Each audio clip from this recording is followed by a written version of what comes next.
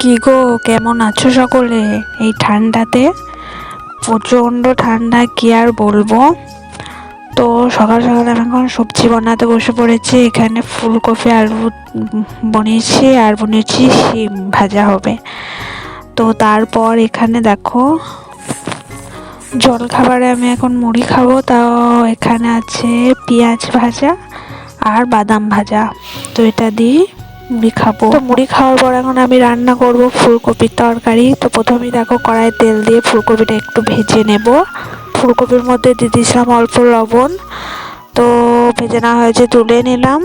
এরপর কড়াইয়ে দিয়ে দিলাম 5 ফোড়ন, আর এখানে পেঁয়াজ বাটা আছে আর রসুন বাটা। তো এটা অল্প করে একটু ভেজে নেবো, লাল লাল হয়ে আসবে। তারপর দিয়ে দিলাম জিরে গুঁড়ো আর লঙ্কা গুঁড়ো।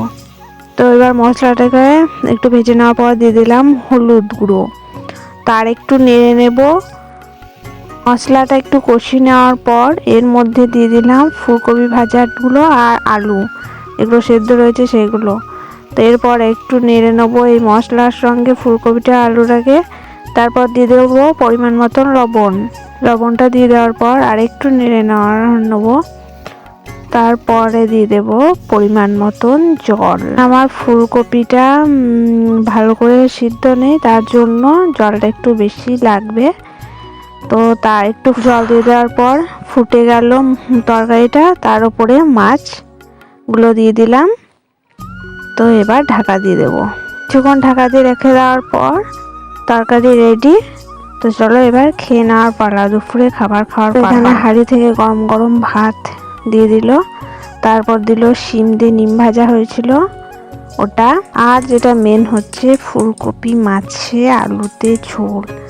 এখনকার দিনে ফুলকপি মাছের ঝোল খেতে দারুণ লাগে, কি বলবো। আর এই ঝোলটাও কিন্তু খুব ভালোই হয়েছিল, আর কালারটা দেখো কত সুন্দর লাগছে।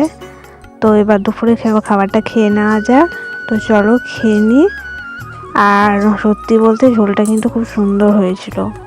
তো আজকের ভিডিওটা এখানে শেষ করছি, পরে আবার দেখা হবে। Tata, bye bye.